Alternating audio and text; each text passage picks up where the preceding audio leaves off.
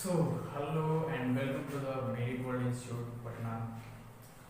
मैं हूँ ऋषिकेश राज और आज हम लोग पढ़ेंगे क्लास 7 के लिए chemical physical and chemical changes. Physical changes और केमिकल चेंजेस हमारे डे टू डे लाइफ में हम लोग काफ़ी सारे चेंजेस देखते हैं। उनमें से कुछ फिजिकल चेंजेस होते हैं, कुछ केमिकल होते हैं, कुछ रिवर्सिबल होते हैं और कुछ इरिवर्सिबल होते हैं। ठीक है, आज हम लोग देखेंगे कि किस चेंज को हम लोग फिजिकल चेंज कहेंगे, क्या वो रिवर्सिबल होता है या इरिवर्सिबल होता है, किस चेंज को हम लोग केमिकल चेंज कहेंगे, वो कैसा होता है, रिवर्सिबल होता है या इरिवर्सिबल होता है। तो जैसा कि यहाँ डेफिनेशन लिखा हुआ है, a change in which only physical property of substance changes. सिर्फ और सिर्फ फिजिकल प्रॉपर्टी किसी भी सब्सटेंस का चेंज होता है और उसमें कोई भी नया सब्सटेंस का फॉर्मेशन नहीं होता है। No new substances are form is called physical change. तो फिजिकल चेंज में हम लोग देखते हैं यहाँ पे, ठीक है, कि फिजिकल प्रॉपर्टी यहाँ पे आप लोगों को शायद नहीं पता होगा कि फिजिकल प्रॉपर्टी क्या होता है, किसी भी सब्सटेंस का फिजिकल प्रॉपर्टी क्या होता है। तो मैं आपको बता देता हूँ कि फिजिकल प्रॉपर्टी क्या होता है। फिजिकल प्रॉपर्टी किसी भी सब्सटेंस का जो फिजिकल प्रॉपर्टी होता है वो कुछ नहीं, आपको पता होगा, बस आपको एक गाइडलाइन की जरूरत है। जैसे हम कहते हैं किसी भी चीज का शेप, साइज, कलर की बात हो जाए, टेक्सचर दैट इज उसका बनावट क्या है, ठीक है, स्टेट कौन से स्टेट में है, सॉलिड स्टेट में है, लिक्विड स्टेट में है, गैसियस स्टेट में है, ठीक है। तो ये सब प्रॉपर्टीज जो होते हैं ETC आर कॉल्ड, ये क्या कहलाते हैं, physical property. Physical property of any substance. अब आपको समझ में आ रहा होगा कि फिजिकल प्रॉपर्टी दैट इज की अगर कोई भी चीज अपना स्टेट चेंज करता है तो चेंज कैसा होगा, फिजिकल चेंज होगा। जैसे अगर आयरन नेल को हम थोड़ा सा मारते हैं तो क्या होगा, आयरन नेल आयरन ही होता है, बस उसका शेप चेंज हो जाता है, ठीक है, शेप चेंज हो जाता है, साइज चेंज हो सकता है। कलर चेंज की बात अगर कर लें, किसी भी आयरन नेल को अगर आप रॉड को हीट करोगे तो वो रेड हो जाता है थोड़ी देर में, तो उसका कलर चेंज हो जाता है। जैसे ही हम उसको हीट करना बंद करेंगे वो वापस से अपने ओरिजिनल कलर में आ जाएगा, ठीक है। टेक्सचर, बनावट को हम लोग बिगाड़ देते हैं। पेपर लीजिए, उसको फाड़ लीजिए, ठीक है। जैसे हम आपको एक एग्जांपल दे रहे हैं,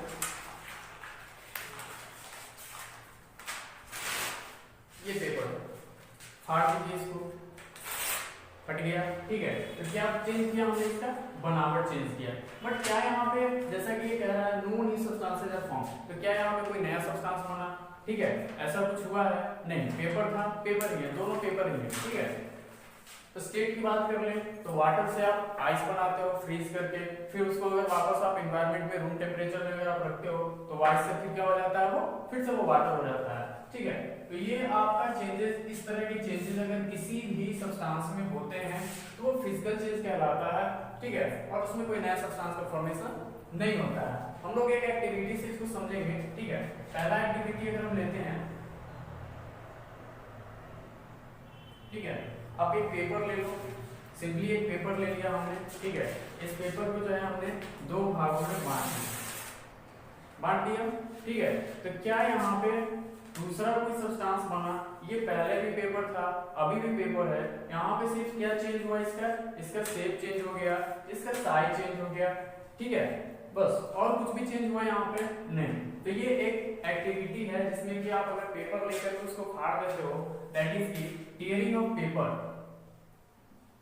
tearing of paper is a physical change. क्यों ऐसा हुआ ये हम बता चुके हैं आपको, ठीक है। सिर्फ इसका जो है हमने साइज चेंज किया और इसमें कोई नया सब्सटेंस का फॉर्मेशन नहीं हुआ है। आगे देखते हैं अगर इसमें और क्या होता है। अच्छा, हमने पेपर को फाड़ दिया, तो भाग में किया हुआ है हमने, अगर हम इसको जोड़ना चाहें, वापस से इसके ओरिजिनल शेप को एक्वायर करना चाहें तो क्या हम ऐसा कर सकते हैं, नहीं कर सकते। तो क्या हो गया, ये इरिवर्सिबल हो गया। पहला इसमें क्या हो गया, irreversible.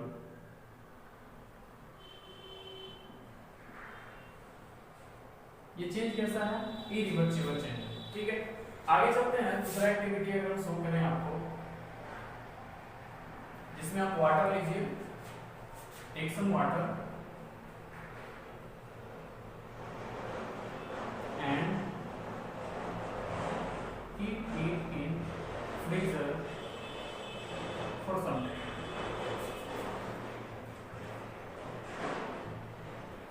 So as you know that अगर आप वाटर को लेकर के आप फ्रीजर में रख देते हो, फ्रीज के अपने टॉप फ्लोर पे रख देते हो, तो वो क्या होता है, कुछ देर में जम जाता है, ठीक है, वो फ्रीज हो जाता है, और फ्रीज होने के बाद क्या हो जाता है, वो आइस हो जाता है, ठीक है।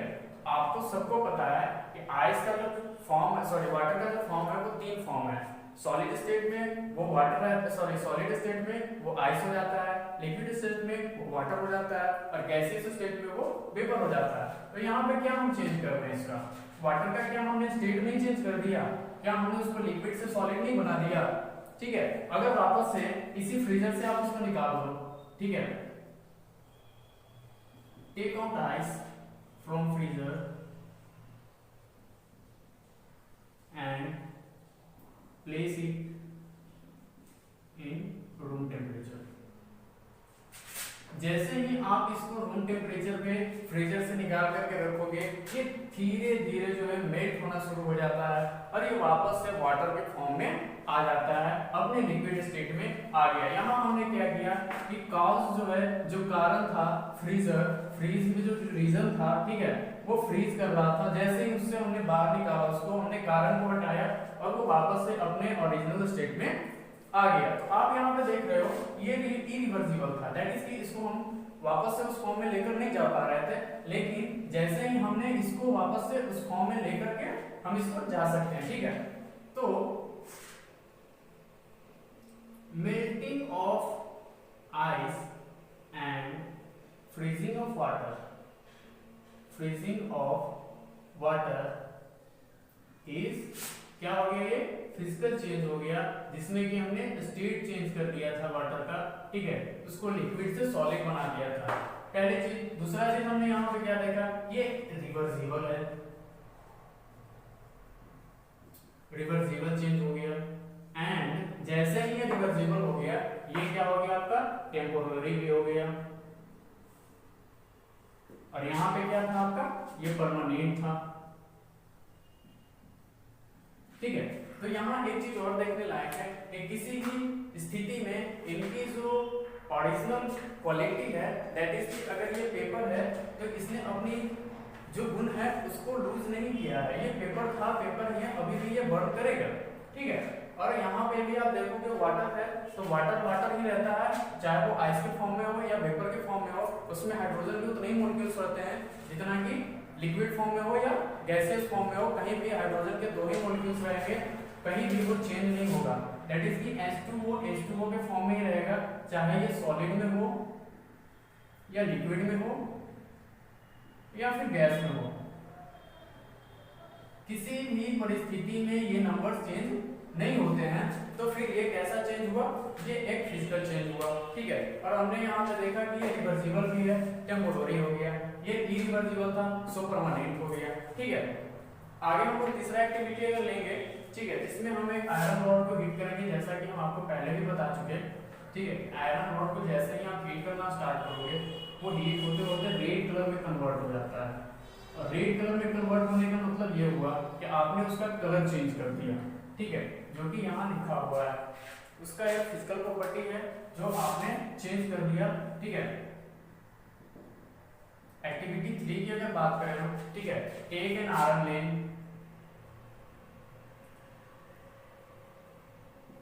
And heat it, after some time क्या होता है, यू विल ऑब्जर्व दैट, आप ऑब्जर्व करोगे, क्या ऑब्जर्व करोगे, दैट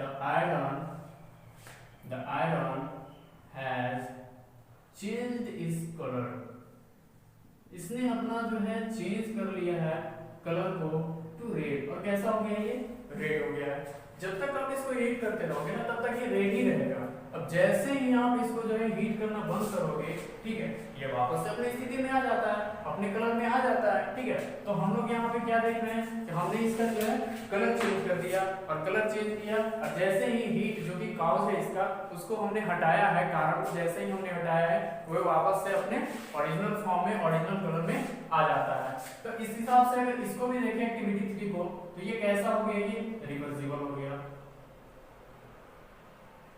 अच्छा, एक चीज आप हमेशा मेंशन रखना कि फिजिकल चेंज में कभी भी कोई भी नया सब्सटेंस का फॉर्मेशन नहीं होता है, ठीक है। ये रिवर्सिबल हो गया और ये टेम्पोररी भी हो गया।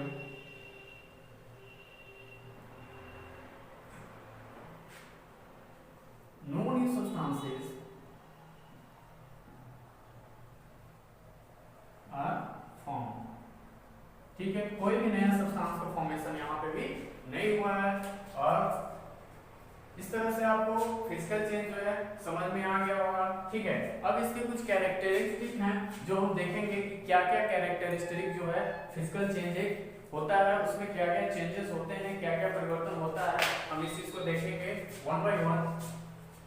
आप लोग इसको लिख लीजिएगा वीडियो पॉज करके, ठीक है, ताकि दूसरी बार जब आपको रिवीजन करना हो तो आप कम समय में रिवीजन कर पाओ रेदर देन वीडियो दोबारा वॉच करने से।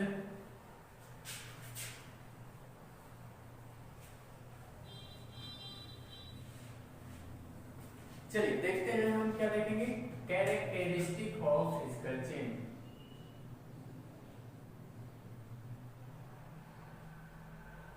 Of physical change, physical change का क्या क्या कैरेक्टरिस्टिक होता है, ठीक है। सबसे पहला कैरेक्टरिस्टिक क्या होता है उसका, सबसे पहले तो उसमें क्या चेंज होता है मतलब, सबसे पहले उसमें क्या चेंज होता है, सबसे पहले उसका क्या चेंज होता है, physical property. So only physical property of substance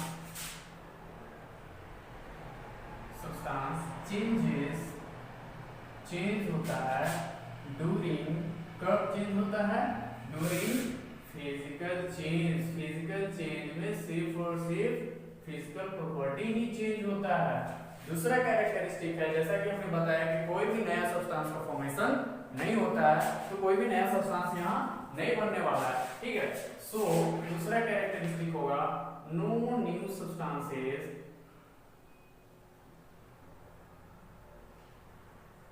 are form, ठीक है। यहाँ आप लिख सकते हैं और भी during physical change, physical change में कोई भी नया सब्सटेंस का फॉर्मेशन नहीं होता है, ठीक। तीसरी चीज क्या होगी कि जो ओरिजिनल जो क्वालिटी होता है वो अपना जो है लूज नहीं करता है, ठीक है। आइडेंटिटी जो है ओरिजिनल सब्सटेंस अपना लूज नहीं करता है, जैसा कि हम आपको पहले ही बता चुके, पेपर जो है पेपर ही रहता है, वो अभी भी बंद करेगा, CO2 प्रोड्यूस करेगा नहीं करेगा, ठीक है। तो अगला आपका क्या हो जाएगा,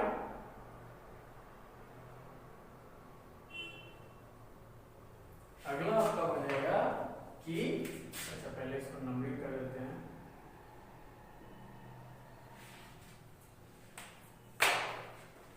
identity of original substance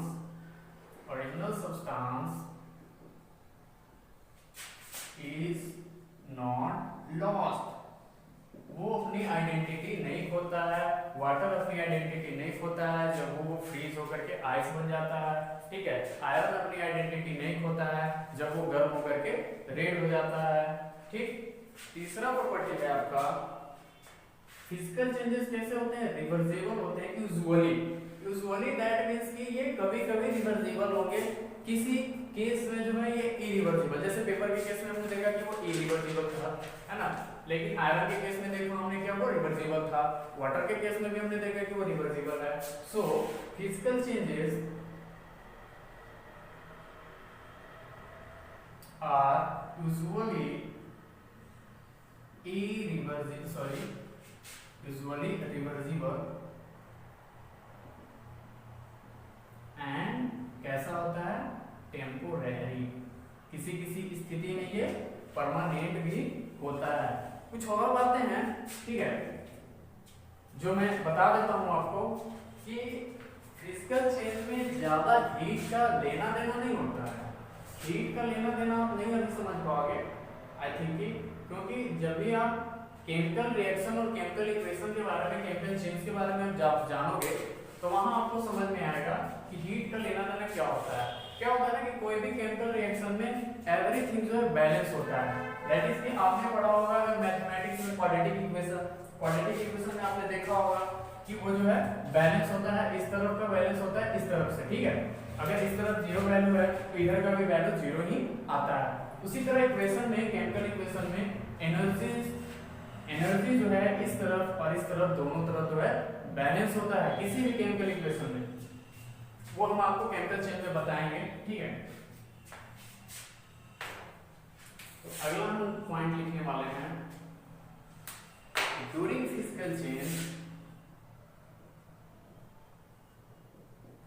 physical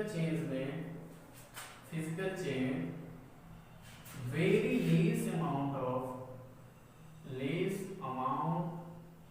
of heat absorbed during physical change, very less amount of heat is absorbed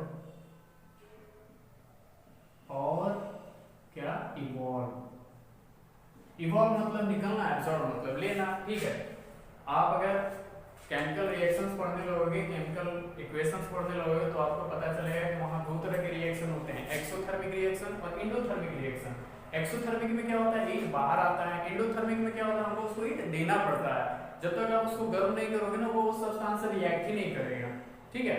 और कुछ चीजों में क्या होता है कि वो एक दूसरे से रिएक्ट कर जाते हैं ऑटोमेटिकली कम टेम्परेचर पे ही, लेकिन वापस में वो हीट जो है रिलीज करते हैं, उसको हम लोग इवॉल्व बोलते हैं, ठीक है।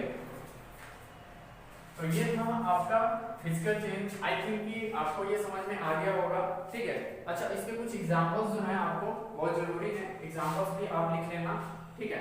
एग्जांपल्स मैं लिख देता हूं।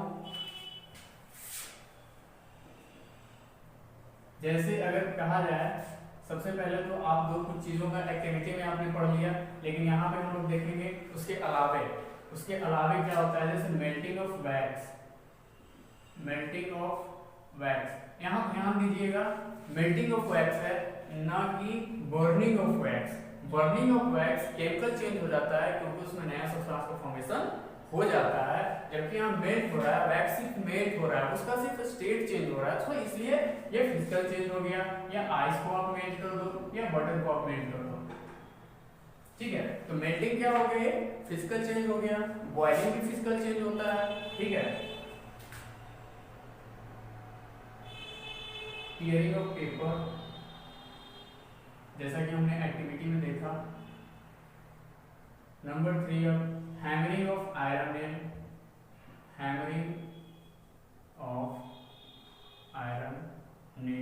आयरन नेल को भी अगर आप हैमर करोगे तो सिर्फ और सिर्फ उसमें हम लोग क्या चेंज करते हैं, फिजिकल चेंज ही होता है, और उसमें हम लोग उसका शेप बदल देते हैं, उसको चिपटा कर देते हैं,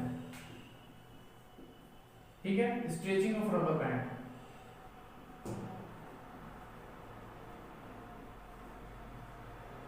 अच्छा रबर बैंड तो आप सबने देखा होगा, आप उसको स्ट्रेच करते हो, ऐसे खींचा यहाँ तक आया, फिर छोड़ दिया, वापस से वो अपनी स्थिति में चला गया।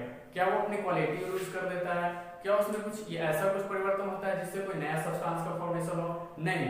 तो ये एक फिजिकल चेंज है। आप किसी भी अनाज को अगर ग्राइंडिंग करते हो, ग्राइंडिंग दैट इज कि अगर आप पीसते हो, ग्राइंडिंग ऑफ ग्रेन, तो वो भी एक फिजिकल चेंज ही होता है, ठीक है। आई थिंक कि आपको एक बार रिवीजन कर लेना चाहिए, इसको आपको अच्छे से समझ में आ जाएगा, ठीक है। और सारे कैरेक्टरिस्टिक जो है आपको माइंड में नोट डाउन कर लेना है, ठीक है, ठीक है। टिल देन अगले क्लास में हम लोग पढ़ेंगे केमिकल चेंजेस के बारे में, वो थोड़ा लंबा है।